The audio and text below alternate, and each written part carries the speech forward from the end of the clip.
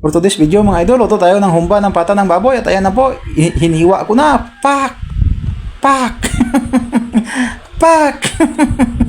At ayan na nga po mga idol, tapos ko na pong hiniwa at pakuluan ko lang muna ng mga 30 minutes. At ayan na po mga idol, pagkalipas ng 30 minutes, kunin na po natin yan at ilagay sa ating lalagyan.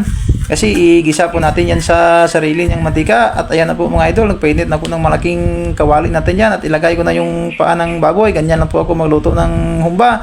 Comment nyo dyan kung paano kayo magluto ng humba. At tingnan nyo dyan mga idol kung ano ang mangyayari. At ayan na po, may nangyari na. Ay sus! Santa Maria, Iloy sa kapis na ninong niyo. Na disgrasya pa ilaon sa balo. Naula pa. At ayan na nga mga idol, agad ko nang kinuha yun kanina at hinugasan ko.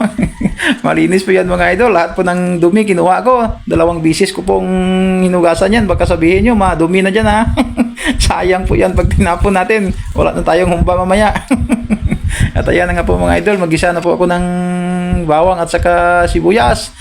At linipat ko na pala yung ating kalan dito sa kalsada kasi doon kanina sa may siminto naula.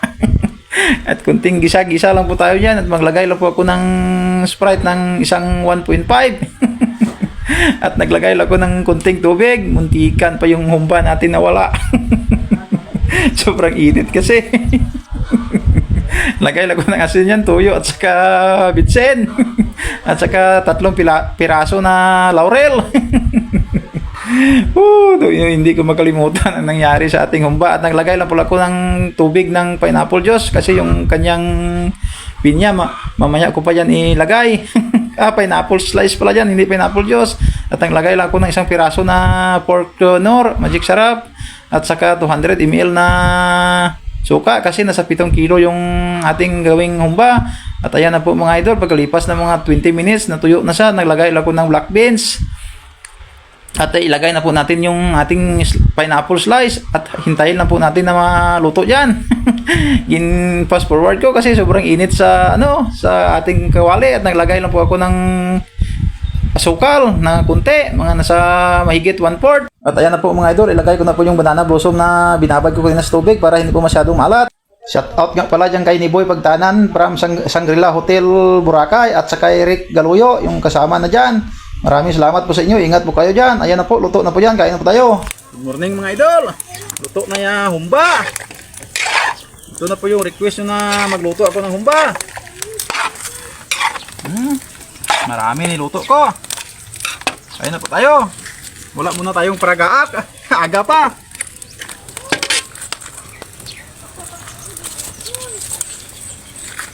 Even. Attack mga idol. Shout out nga pala sa nag-request dyan.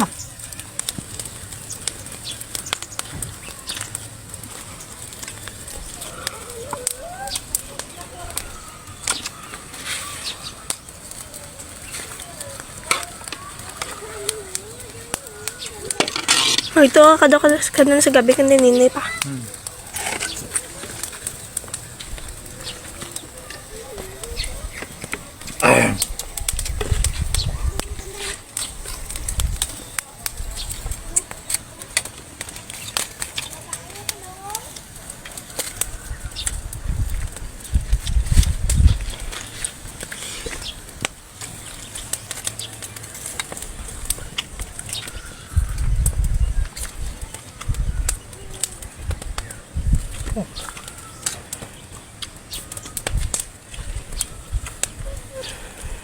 Grabe aso.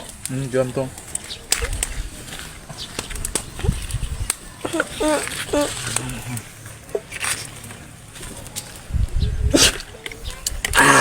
Okay. Abang. Yep.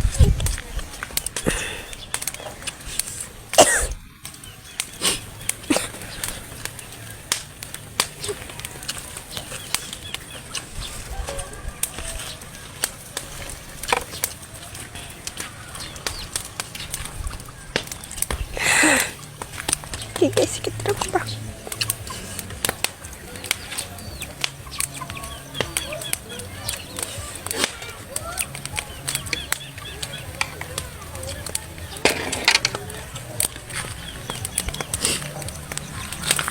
Ito yung taba. Taba ng baboy.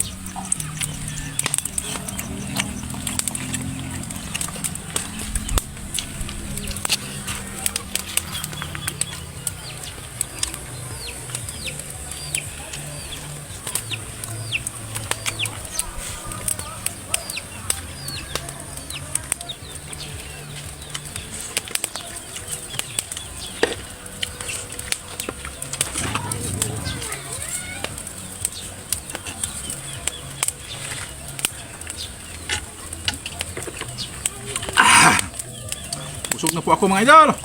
Kunti lang muna kinain ko. Ang uber pa. Maraming salamat. Bye-bye.